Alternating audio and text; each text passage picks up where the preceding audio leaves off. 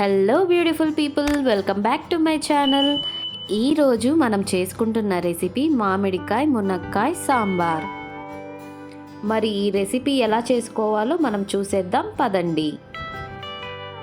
ముందుగా ఒక కుక్కర్లో 1 కప్ కందిపప్పుని తీసుకుంటున్నాను. ఇక్కడ ఈ కందిపప్పుని నేను 2 టైమ్స్ వాటర్ వేసి వాష్ చేసుకుంటున్నాను. మీరు కనుక పప్పు ఎప్పుడు చేసుకున్నా మర్చిపోకుండా వాష్ చేసిన తర్వాతనే కుక్ చేయండి. ఎందుకంటే ఇందులో దుమ్ము ధూళి లాంటివి ఏమన్నా ఉంటే వాష్ చేస్తే వెళ్ళిపోతాయి. ఇలా వాటర్ వేసి 2 సార్లు బాగా కడగాలి.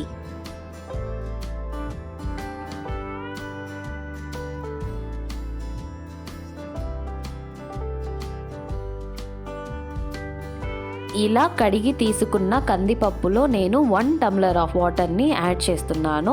1 టంబ్లర్ అంటే ఇంచుమించు 2.5 గ్లాసుల వాటర్ని ఇందులో నేను యాడ్ చేస్తున్నాను.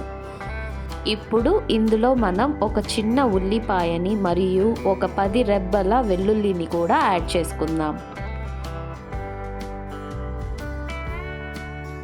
తర్వాత ఇందులో మనం 1 స్పూన్ వేయించిన జీలకర్ర మెంతుల్ని కూడా యాడ్ చేసుకుందాం.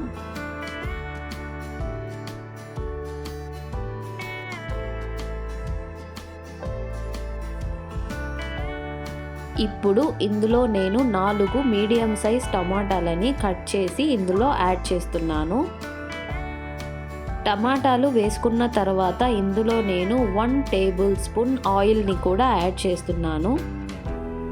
ఇక్కడ ఆయిల్ ఎందుకు యాడ్ చేస్తున్నాం అంటే ఇది పప్పు పొంగకుండా చూసుకుంటుందండి, అందుకోసం మనము ఆయిల్ యాడ్ చేస్తున్నాము.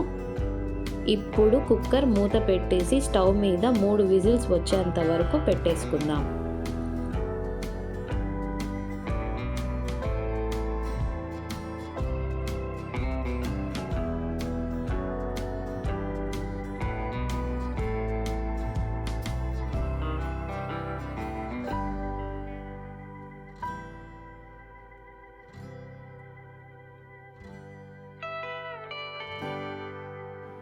ఇప్పుడు ఇక్కడ నేను ఒక పెద్ద మామిడికాయ తీసుకుంటున్నాను. ఇది బాగా పీల్ ఆఫ్ చేసి చిన్న చిన్న ముక్కలుగా కట్ చేసి తీసుకుందాం.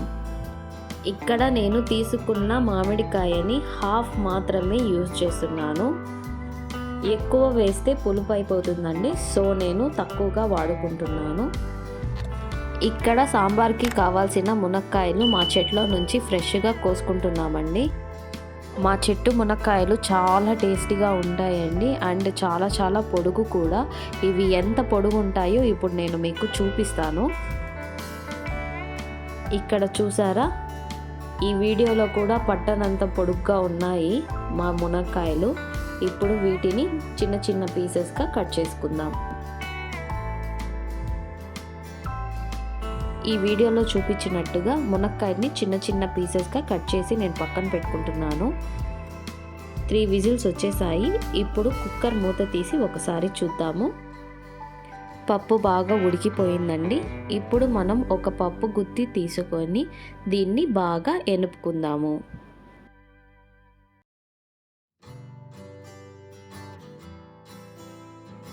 ఇలా పప్పుని బాగా స్మాష్ చేసుకున్న తర్వాత మనం ముందుగా కట్ చేసి పెట్టుకున్న మునక్కాయ ముక్కల్ని, మ్యాంగో ముక్కల్ని ఇందులో యాడ్ చేసుకుందాం.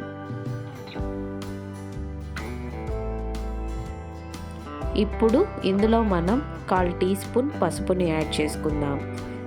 ఇందులోనే 2 చెంచాల కారాన్ని, సగం చెంచా ధనియాల పొడిని, రుచికి సరిపడా ఉప్పుని కూడా యాడ్ చేసుకుందాం.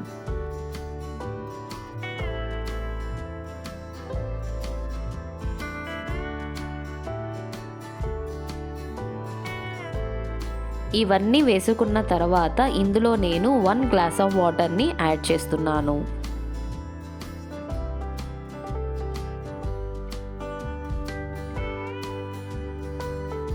వాటర్ వేసుకున్నాక ఒకసారి బాగా కలిపి ఇందులో నేను ఒక 2 రెమ్మల కరివేపాకుని కూడా యాడ్ చేస్తున్నాను.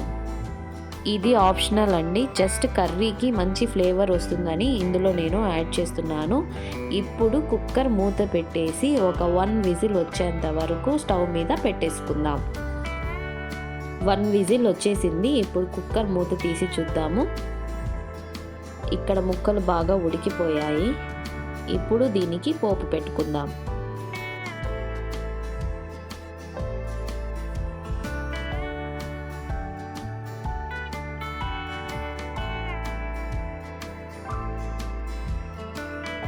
స్టవ్ మీద బాండీ పెట్టి ఇందులో నేను 2 టేబుల్ స్పూన్స్ ఆఫ్ ఆయిల్ని యాడ్ చేస్తున్నాను.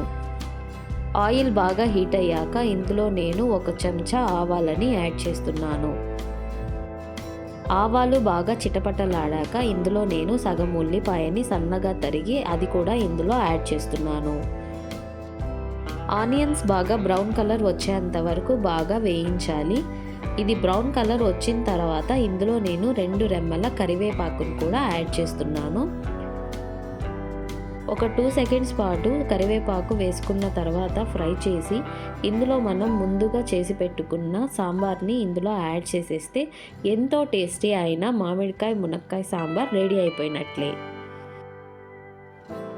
ఎంతో టేస్టీ అయిన మామిడికాయ మునక్కాయ సాంబార్ ఈజీగా ఎలా చేసుకోవాలో ఇప్పుడు మనం చూసేసాం కదూ. మీకు నచ్చిందా? అయితే ఒకసారి ట్రై చేసి మీకు ఎలా వచ్చిందో మా కమెంట్ సెక్షన్లో తెలపడం మర్చిపోవద్దండి. మా వీడియో నచ్చినట్లయితే లైక్ చేయడం మర్చిపోకండి.